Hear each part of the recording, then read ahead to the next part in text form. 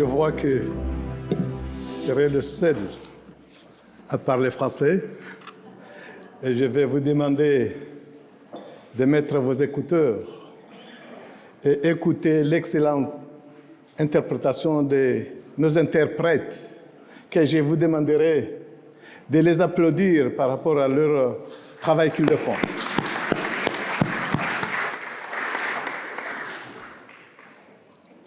Excellences, Mesdames et Messieurs les chefs d'État et de gouvernement,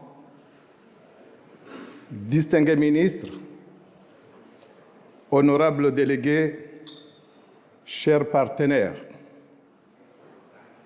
je voudrais tout d'abord remercier les organisateurs de ce forum de Berlin sur la mobilité climatique pour cette initiative qui place au cœur du débat international une réalité qui touche déjà des millions de personnes à travers le monde.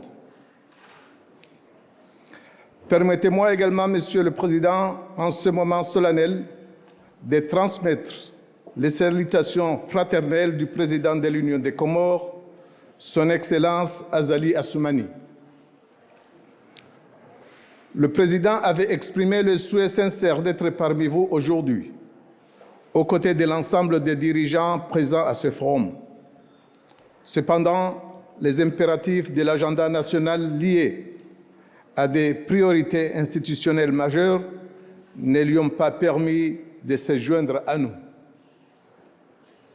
À cette occasion, j'ai l'honneur de transmettre en son nom l'endossement formel par l'Union des Comores des principes relatifs à la mobilité climatique, un cadre que nous saluons comme une étape essentielle pour garantir la sécurité, la dignité et la capacité d'action des communautés touchées partout dans le monde. Excellences, pour les petits États insulaires en développement dont l'Union des Comores, le changement climatique n'est pas une menace lointaine. C'est une réalité. C'est une réalité quotidienne qui affecte nos populations, nos infrastructures, nos ressources naturelles et notre développement économique.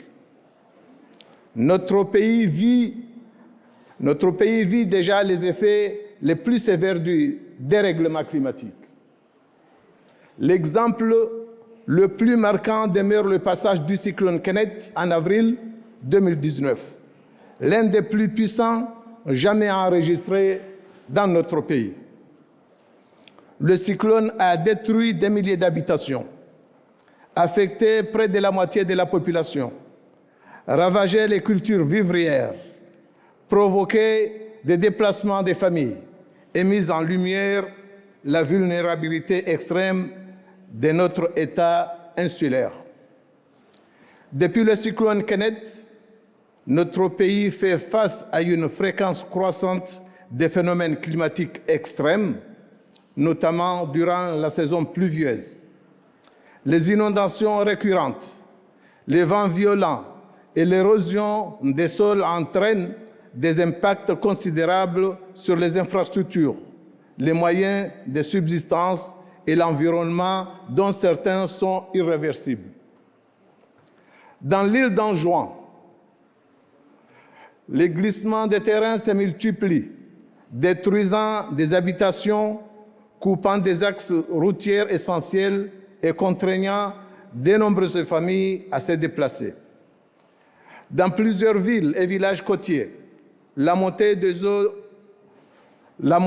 du niveau de la mer progresse inexorablement, fragilisant les infrastructures et menaçant les moyens de subsistance des populations. Des communautés entières vivent désormais dans l'incertitude, certains étant contraints à des déplacements temporaires, voire permanents. Pour les Comores, la mobilité climatique n'est pas une anticipation. C'est une réalité quotidienne qui touche nos familles, nos terres, notre économie et notre souveraineté. Face à cette situation, nous affirmons un principe fondamental. Chaque être humain doit pouvoir vivre dignement et en sécurité sur sa terre. La mobilité climatique ne doit pas être considérée uniquement comme une question migratoire, mais comme un enjeu de développement, d'adaptation et de justice climatique. Face à ces défis, le gouvernement de l'Union des Comores s'est mobilisé depuis le passage du cyclone Kenneth, ainsi qu'à la suite des inondations et des glissements de terrain récurrents observés chaque saison de pluie.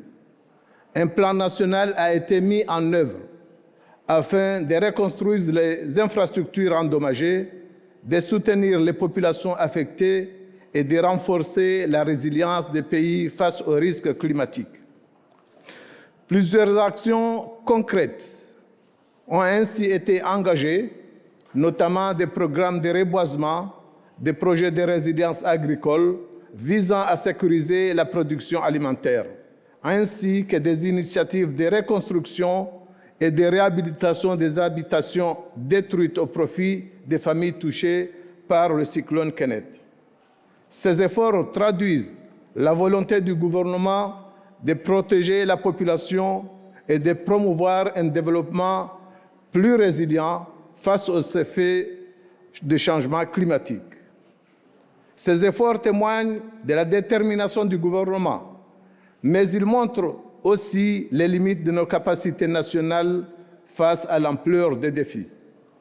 Excellences, Mesdames et Messieurs, les petits États insulaires en développement dont les Comores font partie subissent de plein fouet les effets du changement climatique. Bien qu'ils contribuent très peu aux émissions mondiales de gaz à effet de serre, leur population se voit souvent contrainte à la mobilité face à la montée des eaux, aux phénomènes météorologiques et à la dégradation progressive de leurs conditions de vie. Au regard de ce qui précède et compte tenu des contributions différentes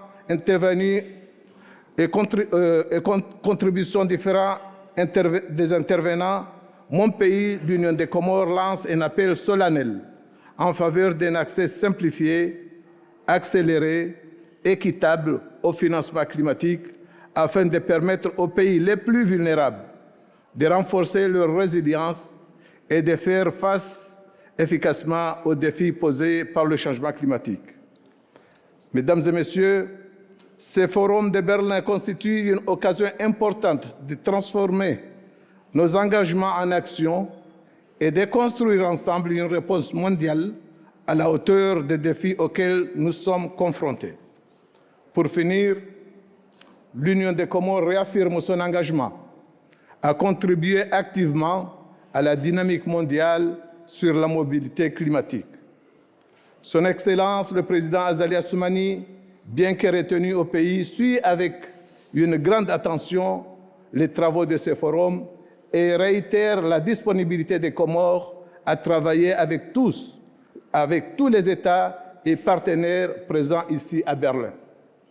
Nous appelons la communauté internationale à agir avec détermination, équité et humanité, car c'est l'ensemble que nous pourrons transformer cette crise en une opportunité de coopération, de justice et de paix. Je vous remercie.